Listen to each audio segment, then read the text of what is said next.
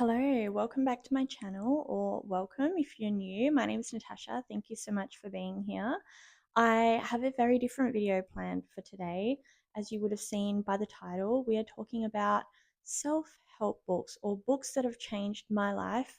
I know that sounds dramatic, books that have changed my life, but that is the honest truth. I read these books throughout my 20s and I'm now 30.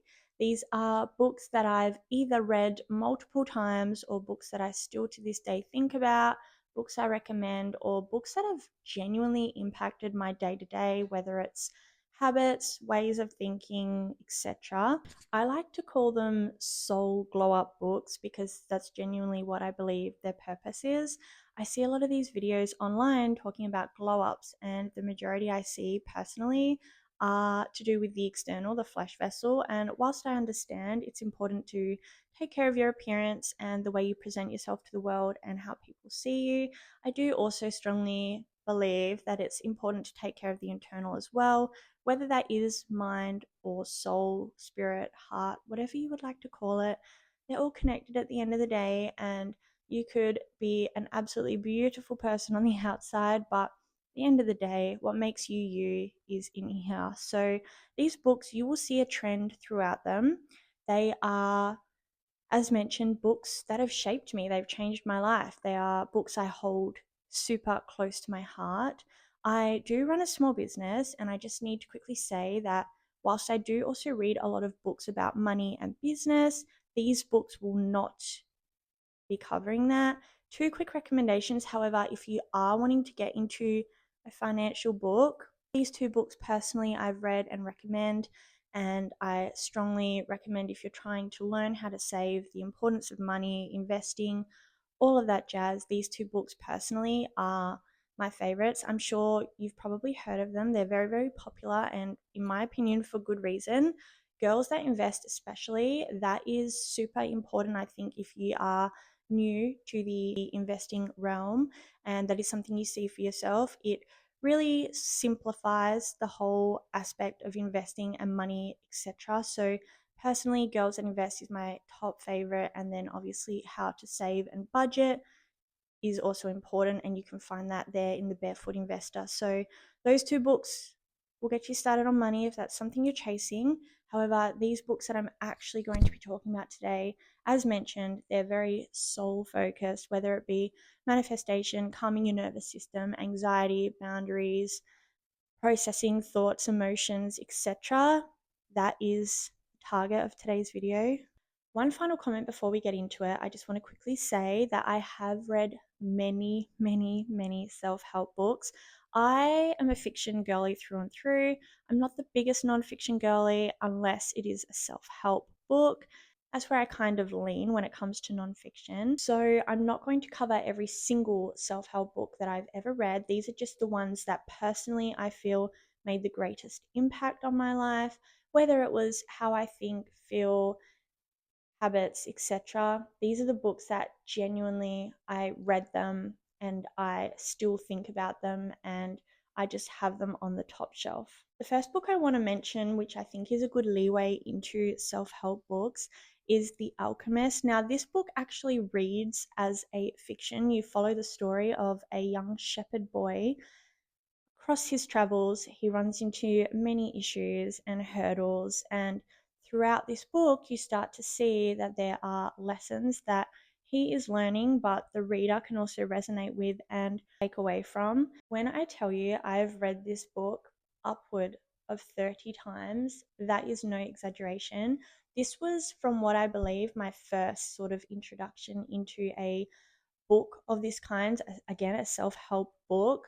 I originally picked it up, I was in my early 20s, and I was going through all those life changes that I didn't really know how to navigate. I obviously was no longer a teenager, I was in my early 20s, and I was trying to discover who I was. I have always been a very quiet person, very quiet spoken, quite shy. I'm very introverted, hence my business name for the introverts. And I picked this book up originally as a lady I worked with had read it and recommended it. And I honestly am so glad that she did. I loved it so much to the point where I reread it and reread it and reread it My copy has literal stains on it, coffee stains, dog tags. It's got highlights and scribbles. This book is so easy to read because it reads as a fiction and it feels like you're reading a story, but as you're reading it, you can see the lessons at play here. And I just think it was such a clever way of sort of implementing the self-help and the life lessons through a story. It felt less heavy, however, you still got the takeaway from it whilst enjoying the shepherd boy's journey. The Alchemist is a book that I recommend to pretty much anybody who would listen to me. I could not think of a better book, and it's funny because I probably should have saved my favorite for last, but The Alchemist, without a doubt, has got to be one of my most favorite books in general, but definitely one of my most favorite self help, soul glow up books. Following reading The Alchemist, again, I was in my early 20s. I then picked up The Rules of Life. This book was my first sort of self help book that felt like a self help book. However, it wasn't as daunting and as scary as some of the books out there because it's actually done very bite sized. So every page is a rule of life. And I say rule because it's just sort of mottos and just a little bit of guidance and uplifting thoughts and notes to live by. So, for example, don't be a dead fish floating downstream. Don't follow the crowd. Do what you want to do. Follow your heart, follow your lead, go where you believe you need to be going. Don't just follow what everyone else is doing. Life is too precious, life is too short. And at the end of the day, you don't want to get to the end of your life and wish that you had been the fish swimming where you wanted to go. So, that's just one little example from that book. Every day is just a small little fun motto to live by. It's done very cleverly and it's done bite sized. So you could read one page a day or one page a week, depending on how much you felt you needed it that week or that day, or whether you're wanting to commit and just binge the book. That's very doable as well. However, it just feels less heavy. It almost reminds me of the Daily Stoic, where you read one page per book and that day you focus on that motto or that quote or that lesson. And it just feels like it gives you a little bit of direction when you read it first thing in the morning to sort of keep in the back of your mind as you're navigating through the day. I actually wanted to show you the Rules of Life book because, as you can see, I have so many little annotation tabs. It is stained. Similar to the Alchemist book, it is stained. We have coffee stains on the front, if you can see that, lots of tags and dog ears. We even have tags out the top. This book, this is another one I've read upward of God knows how many times, and every time I read it, it gives me exactly what I need. The thing I like about this book is the fact that it's not based on one thing. So every time you read it, you could actually take something different away depending on what chapter you are in your life or what you're looking for at that point in time. So if you're feeling a little bit lost career wise, there's quotes in here or mottos in here. If you're feeling a little bit lost love life wise, you can pick this up, and I can guarantee every time you read this, because you're in a different stage of your life, you will take something different away from this. So this is definitely worth the money. I don't see many people talking about this one actually. I do feel like maybe the title, The Rules of Life, makes it sound a little bit preachy, but I promise you it is not. There's 106 different rules in this book, and I genuinely do believe that every time I've read this, a different rule has really stuck out to me and sat with me more than the other. So I highly recommend this book if you're looking to get into a book that will change the way you think, offer a little bit of support. It's also a good reminder that we are all similar in a lot of ways. We are just humans and we struggle with the same things at the end of the day. Might not be in the same capacity or at the same time or exactly line for line in the exact same way, but for the most part, we feel the same, we think the same. And this book is just a really good outline of that. Life is precious and you should go for it, and you're human, and everything is okay. Everything will be okay. Subtle art books. Now, I know you have more than likely heard of these books. Remember when these books first came out, the subtle art books, and they were the hot topic. I'm almost certain you have definitely either read them or you've heard about them. And I won't lie, when I picked the first one up, the first one I read was The Subtle Art of Not Giving a F. I picked it up and I read it. I was in my early 20s. I believe I was 24, and I was just going through it. I was really just trying to discover who I was. I was newly single and I didn't have a clue how I fit into the world. And I overthought everything. I cared about everything. I cared about everyone, an opinion, and just everything. And it was just very heavy. And I picked up this book thinking, I just need to care a little bit less. And that's not in the form of just not give a rat's ass about anything. It was more so the fact of pick and choose what you care about. And it's okay to care about things a little bit more and care about some things a little bit less, i.e., things that don't matter, things that are out of your control, things that don't concern you. I found the Subtle Art book very helpful for that, so much so that I ended up getting the second book, I believe it is, and I read that and I enjoyed that. Both of these books I feel like resonated with me because as mentioned, I have always been a little bit of an anxious being. I'm very big hearted, I'm soft, I'm a little bit delicate. And these books just really kind of made me realize that it's okay to not care about every single thing. You can let some stuff go. That doesn't make you a horrible person. And at the end of the day, if you cannot control it, that is not for you to hold on to. Let it go. The universe will do its thing and it'll come back to you when it's ready or if it's meant to. I did find the Subtle Art book a little bit better, in my personal opinion. I found Everything is Effed to be a little bit sort of negative. However, both, obviously, because I'm mentioning them, had great impact on my life. I felt like they shaped me to have a little bit more of a backbone. The thing I really did appreciate about Mark's writing throughout these books is the fact that sometimes things do happen. And as humans, we've got emotions and we, of course, feel a certain way about them. And it's hard to remain positive. It really is. And these books just acted like a little hug, just to let you know that sometimes things do happen, bad things do happen, things out of your control will and do happen. And it's how you navigate through that and navigate past that. You cannot control everything to a point where nothing is ever going to happen. We unfortunately cannot control everything that does happen. And these books are just really great if you're somebody who really likes a firm grip on everything going around them. If you are somebody who feels like perhaps you'd benefit from giving less of then I think these books would be great for you. Or if you're somebody who, when life gives you lemons, you struggle to make lemonade. Speaking of anxiety, the next book I want to mention is The Anxiety Reset Method. Now, this book was very interesting for me because it actually was almost like a 12-week program. One chapter was 1 week, you would read it, and then there would be little to dos or chores for you to do at the end of each chapter. This was obviously to make sure that what you were reading, you were actually implementing into your life.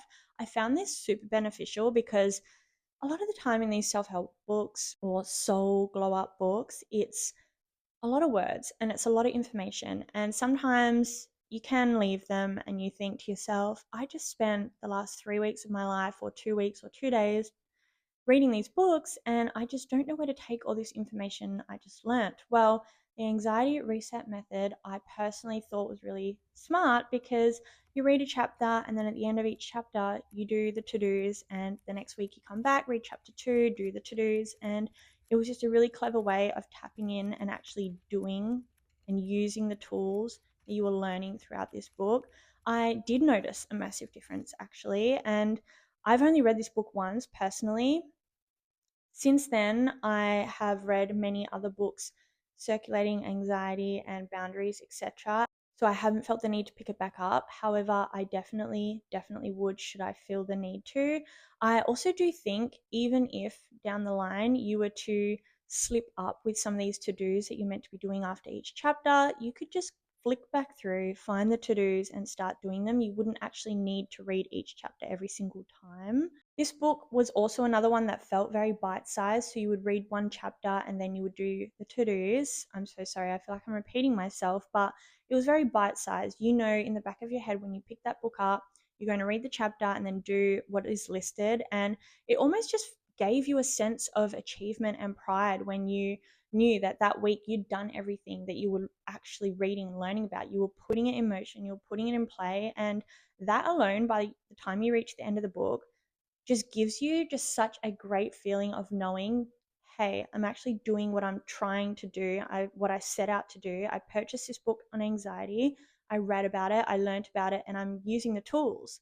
Obviously, the more you do those lessons and use those tools, the easier and more fluent it becomes. And this book, I just think, was really set up so great for somebody who is trying to do that, especially if you are somebody who either struggles with reading, or if you are somebody who struggles with anxiety to the point where it feels overwhelming to pick up a book like this and just a lot of information. This book is just perfect if you have anxiety, or if you're somebody who is trying to relax their nervous system, put a bit of boundaries within play for whatever reason that may be. This book honestly is just great. I just really loved that there was I just really loved the fact that it was split reading and activities. It just felt, by the end of it, I'd achieved something. I do also really appreciate the fact that it discussed anxiety and why a lot of us have anxiety. However, it was written in simple terms, so it was actually understandable. It wasn't medical jargon or anything too crazy. It was just laying out why you're thinking this way. This is what we're going to work on this week. Here's what you need to do. Here's what we're going to work on. Achieve these things. This is why it's important. Come back next week and we'll step up to the next one. And gradually, obviously, as the 12 weeks progresses, they get more challenging and more in depth in terms of the tools and stuff that you're meant to be using. However, it's still very beginner friendly and there is nothing to be worried about. It is literally the perfect mindset method reset for anxiety. Speaking of books that encourage you to do as you're reading, Atomic Habits. Now, I know you have seen this. You've either seen it or you've read it.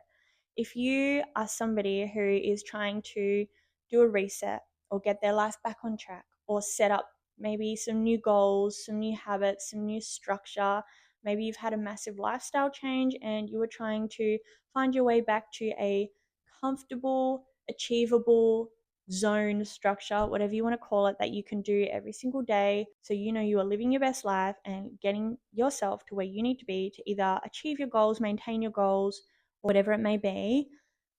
Atomic Habits. This book, I've read this twice. I won't lie, the first time I read it, I did struggle a little bit with the lingo. That may personally just be me. It did feel a little bit lecture-y.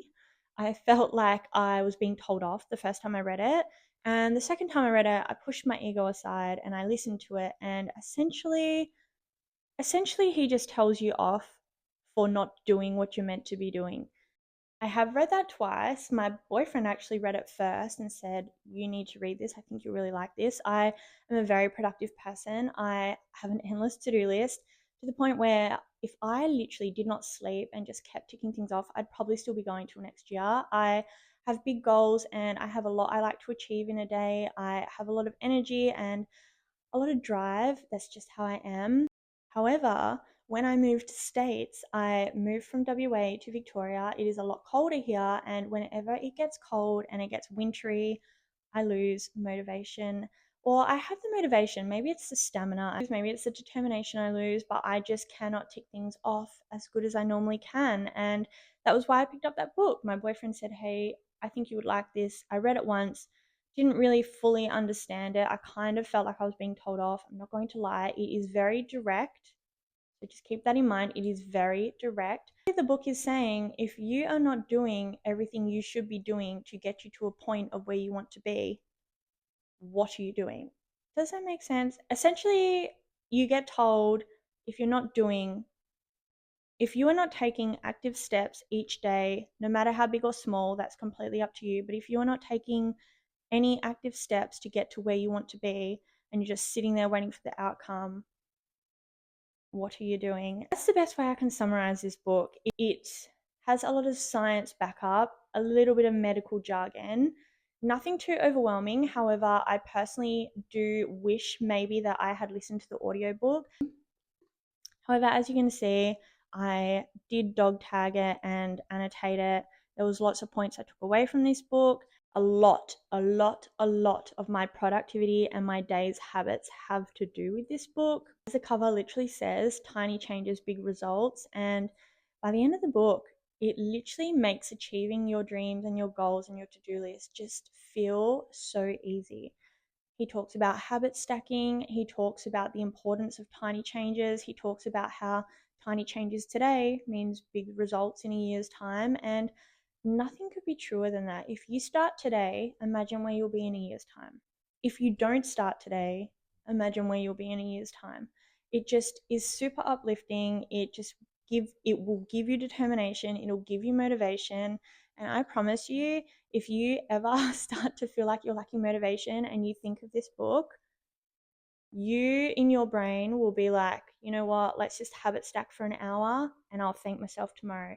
Do everything today for future self you tomorrow is what this book is. If I could write a motto for this book, that's what I think it would say. I also just need to comment on the fact that my boyfriend is not the biggest reader and he read that book before me, loved it, and told me to read it. If he can read it, and I'm not saying he can't read, he can read. Ilya, if you're watching this, I know you can read, but Ilya is not the biggest reader. He prefers to watch things or listen to things. He isn't somebody who can sit for long periods of time and read. So for him to love that book so much, please just know that it is worth every penny. It is worth reading. It is worth essentially being told off. It is worth it. If there's one book I could recommend out of all of these, if you're somebody who is trying to make changes to their life and their habits and their routines and their structure, it's that book. That book can bleed into anything, whether it's the way you think, the way your day is set up, working towards big goals, or even just keeping your house tidy and your to-do list done every day, whether it's walk the dog, do the dishes, go to the groceries. That book, you can scale it big or small, depending what you really need from it. And I can guarantee that book will fit into what you're trying to do. It will fit. I'm going to do a kind of few in one here. And the reason for that is because these books are very similar. These books are all to do with the way your heart, mind, body, soul connect and the old quantum field. Now, these books are heavy on manifestation. If you do not believe in manifestation, these books probably will not be for you. Personally, I do believe in manifestation. I believe that at the end of the day, anything you want, you can have. I do believe in the power of positive thinking. I do believe in what you put out, you'll get back. I have to believe that. If you're a good person, I do honestly think that you will get good. Whether you see it now or not, you will. You will get good. That's what your energy, that's what your aura is saying about you. And these books were just so insightful for how to not only tap into manifesting and auras and energy shifting and the power of dreams and the power of putting out into the world what you want. They were written in such an easy way where you felt you could actually learn and take those tools away and do it.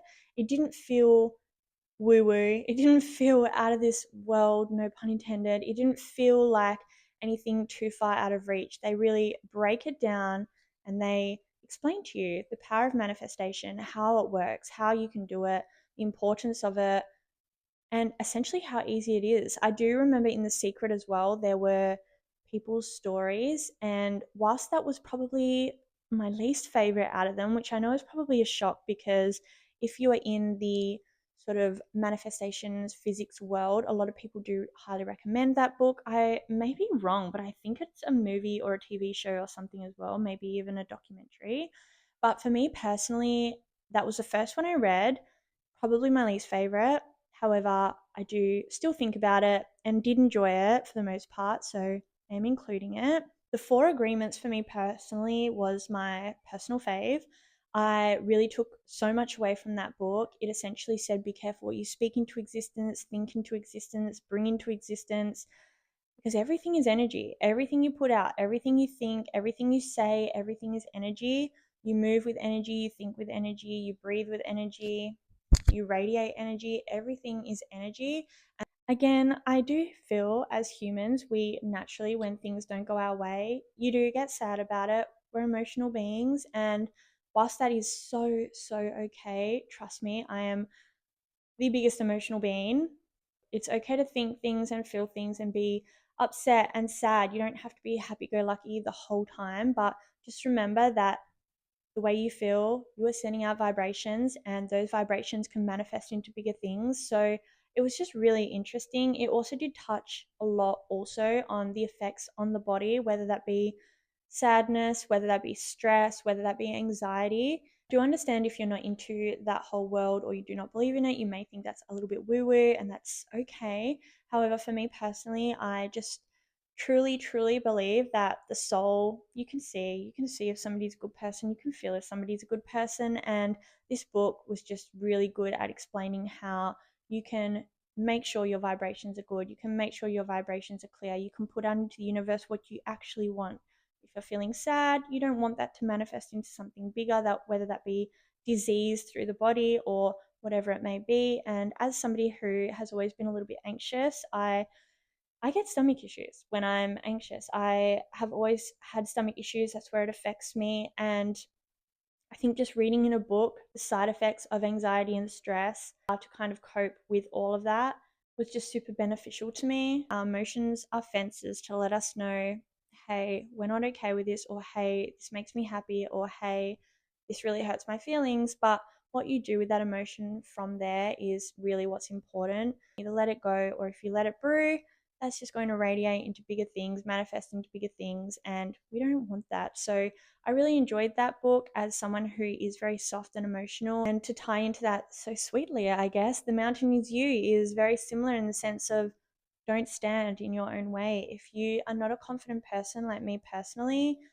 don't let that get in the way. If you want to do something and you are getting so stressed and worried about doing it, your heart wants it. You just got to go for it. Don't let that mountain be you. This book was just so inspirational and just bite sized, and it was not crazy jargon. It was really easy to follow. And honestly, I still think about that book a lot because I feel like naturally as humans, we do. If there's something we want to do, we might be scared of what people think. We might be scared of how the world perceives us. We might be scared, what if it fails? What if it doesn't work? And at the end of the day, what if? What if it does? What if it doesn't? Who cares what people think? Your happiness does not need to make sense to anybody else. Your happiness is for you. Your happiness is for you. If your heart is wanting something, go for it. Do it. Take a risk. Take a trial. Just do whatever the thing is. If you're thinking it in your brain and you get excited for it, your soul wants it. Your heart wants it. Don't listen to your brain. Turn that brain off. That's telling you that everyone's judging you and everyone's thinking this, that, and the other. No, they're not. And if they are, who cares? If they're thinking that way about you, they're not important. They're not good people. Let's just move it on. The people around you should and will support you. And if it's going to make you happy, I know that they will be so supportive of that and will appreciate one day that you did make that leap, because at the end of the day, if we don't try these things and we don't do these things, how are we to know? You can't live the same life for 50 years and call it a life. You need to do something with it.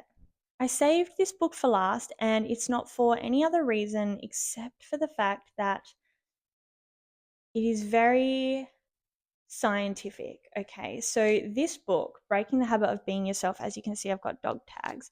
I'm actually halfway through reading it again.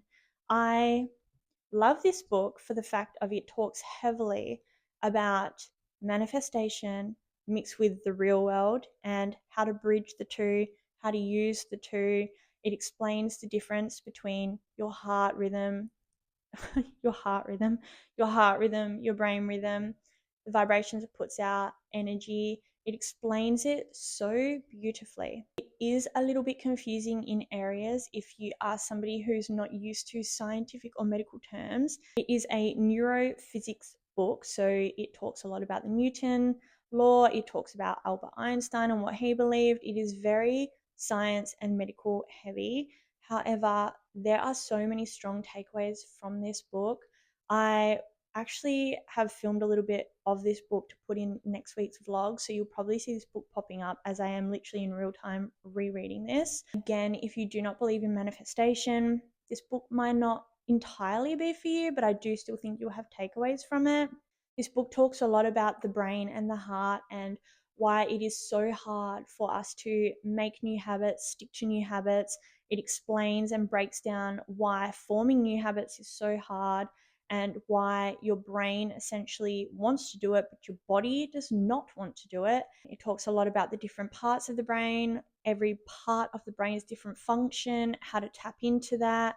It explains when something happens, how does it go through your brain, into your body, into your emotions, how does that all work? And it's just really interesting reading about how you can actually make those two pair as one in alignment and go for what you want. It talks a lot about stress, the effects of stress on the body. I'm sure you've noticed by now is a common thread between all the books that I'm talking about. Stress is so scary. I'm no doctor, but I have read that it is a silent killer. It ruins everything. It ruins a good mood. It ruins a good day. It ruins a good week. It ruins our goals. It ruins our habits, causes stress and disease literally within the body. And this book, honestly, if you're somebody who overthinks or wants to learn more about the brain, this book I think you'll really enjoy. Throughout my whole high school experience, I wasn't there long, to be honest, but when I was there, I really, really loved human biology, and my background is actually medical. I worked in a medical center for 7, maybe 8 years, I can't remember, but I love anything to do with the body, anything medical, anything to do with the heart and the brain, especially the brain. It is just such an important organ. And I just feel like a lot of us, myself included, am guilty of this. It's not something we really tend to overly take care of.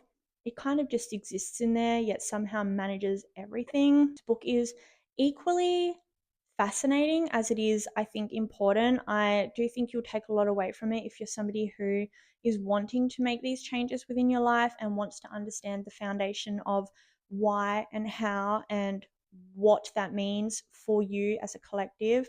Funnily enough, I actually started doing the 75 medium challenge. You've probably heard of the 75 hard. I'm doing the medium. I'm not quite on the level of doing hard yet. I'm on day 15 at the moment. And reading this book whilst doing that in junction has just been so eye opening. I have experienced so many changes throughout this challenge so far, why I'm having these cravings since cutting out a certain food, or why I'm lacking motivation, or riding the endorphins, whatever it may be. This book is just, honestly, it's great. That wraps up today's video. It was something very different. I hope you enjoyed it. I personally, as mentioned, am somebody, I'm always trying to do better, be better, and not from a place of I feel lack. It's just I want to put my best out there, and I want to do everything I can do and achieve everything I can achieve. And a lot of the time, when I read these books, I may not necessarily feel lost. However, it's nice to have a bit of guidance. Trust me, I love reading about the elves and the fairies, but challenging my brain to learn again, I just think it's so important. I mean, we have billions of thoughts, billions and billions of thoughts every single day, and just learning and using a different part of your brain to learn new things, new skills or hobbies or pieces of information. I just love that. That's my bread and butter. So I hope you enjoyed this. It was a little bit different as mentioned to usual. If you've read any of these or got recommendations for me or got any questions at all, leave them in the comments and I'll get back to you. Otherwise, like, subscribe, comment, let me know what you thought. I really hope you liked it. Thanks for spending time with me today. I try and post here once a week, so I'll see you next week.